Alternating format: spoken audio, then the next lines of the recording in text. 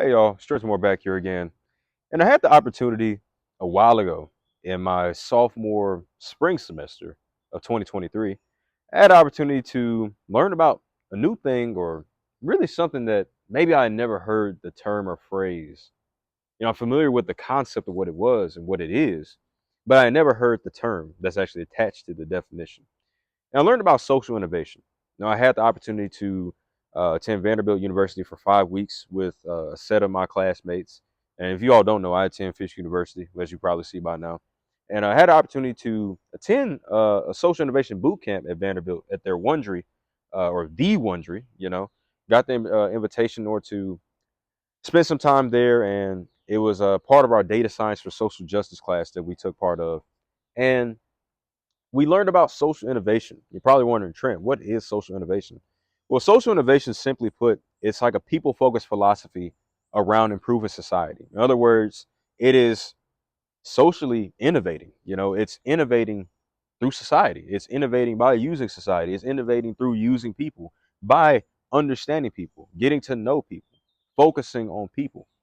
And the reason why this actually makes so much sense nowadays, because one thing I was even talking about yesterday in our Bible class is that one of the biggest trends that we've really been aware of over the past few years, and just this, whatever time frame you want to call this, over the past few years, we've been talking about the key of listening.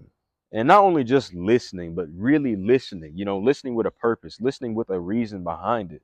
The more you listen with a reason, the more you listen for a purpose or with a purpose, you can really gain some type of result. The whole point of listening is to gain a result, or maybe to continue or proceed within a conversation.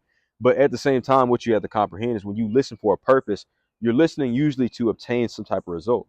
And it's the same thing with social innovation. You are essentially having a much more people focused eye view and viewpoint and perspective, and you're really taking the time to get to know who people are, listening, hearing out opinions, being open minded, understanding that people have different sides, that are other perspectives and point of views to other issues. And I always say one of my biggest advices or pieces of advices that I've always given is that, look, realize that there are always other sides to a story. Actually take the time to think about all those other sides and analyze those other sides, because sometimes the side that you think is right is not completely right.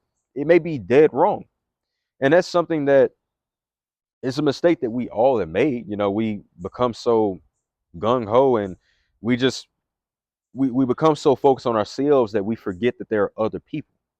And that's one of the other things about this people focused philosophy, is the idea of understanding that there are other people, that are around you in society.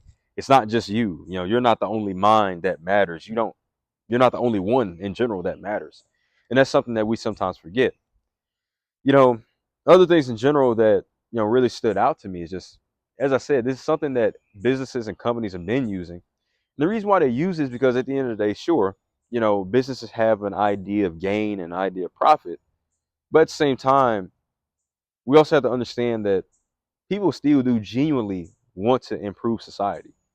And that's the main point of it as well. It's literally innovating within society, it's designing within society to a point that it's going to allow you to really comprehend what's going wrong, what's going right, what is better, what is not better, what could be improved, what is absolutely horrid and horrible, right?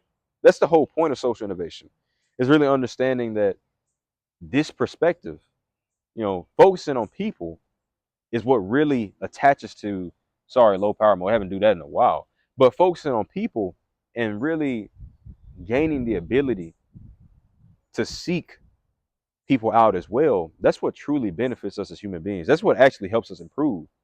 And so social innovation is not just a business type of thing. It's not just a business perspective, or, something that a group has to do.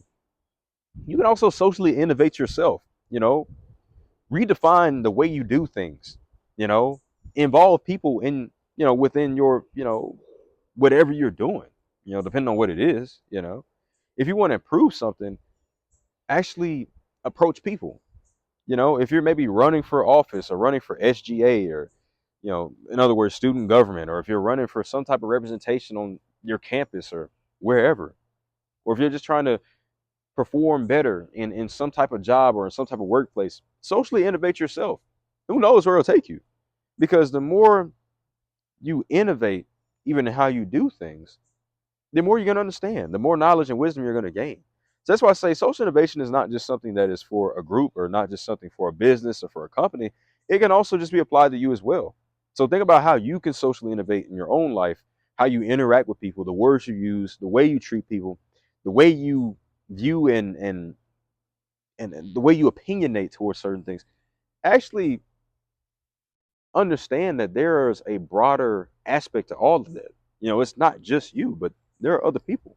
And honestly, as I said, understanding other perspectives, understanding people, getting to know who people are, it's only going to enhance your mind and enhance your thought process and really enhance how you do things and how you perform within society.